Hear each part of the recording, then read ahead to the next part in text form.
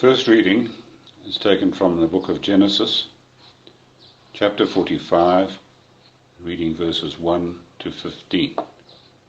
And the chapter is headed, Joseph Makes Himself Known. Then Joseph could no longer control himself before all his attendants, and he cried out, "Have everyone leave my presence." So there was no one with Joseph when he made himself known to his brothers. And he wept so loudly that the Egyptians heard him, and Pharaoh's household heard about it. Joseph said to his brothers, "I am Joseph. Is my father still living?" But his brothers were not able to answer him, because they were terrified at his presence. Then Joseph said to his brothers, "Come close to me." When they had done so, he said, "I am your brother Joseph, the one you sold into Egypt. And now, do not be distressed and do not be angry with yourselves for sending me here, because it was to save lives that God sent me ahead of you. For 2 years now there has been famine in the land, and for the next 5 years there will be no ploughing and reaping.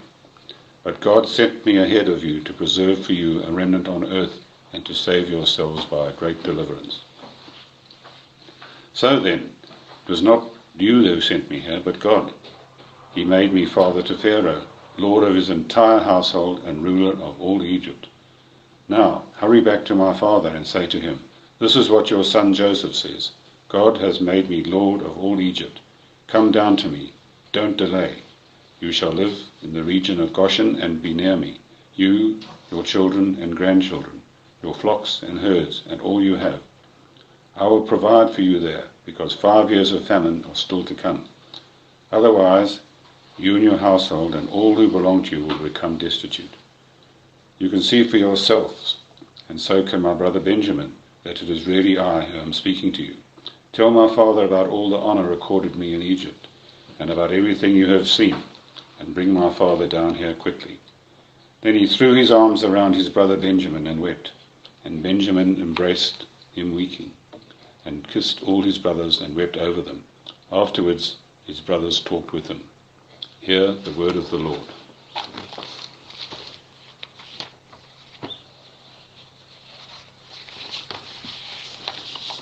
The second reading is taken from St. Paul's letter to the Romans, chapter 11, and I'm reading 2 sections.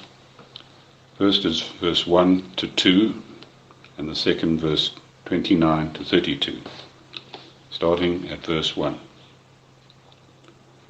I ask then, did God reject his people? By no means. I am an Israelite myself, a descendant of Abraham, from the tribe of Benjamin. God did not reject his people, whom he foreknew. Chapter 20, verse 29.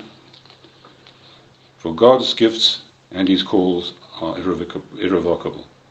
Just as you, who were at one time disobedient to God, have now received mercy as a result of their disobedience, and they too have now become disobedient, in order that they too may now receive mercy as a result of God's mercy to you. For God has bound everyone over to disobedience, so that he may have mercy on them all.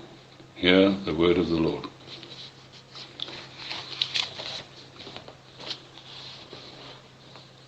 Today's Gospel reading is taken from the book of Matthew, chapter 15, and I'm reading verses 21 to 28. And the heading of the portion is The Faith of a Canaanite Woman. Leaving that place, Jesus withdrew to the region of Tyre and Sidon. A Canaanite woman from that vicinity came to him, crying out, "Lord, Son of David, have mercy on me. My daughter is demon-possessed and suffering terribly." Jesus did not answer a word.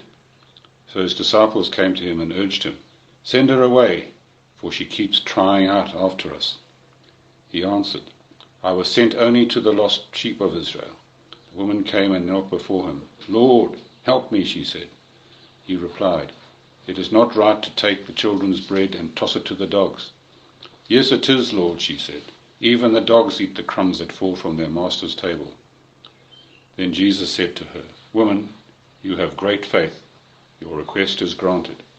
And her daughter was healed at that moment. This is the word of the Lord.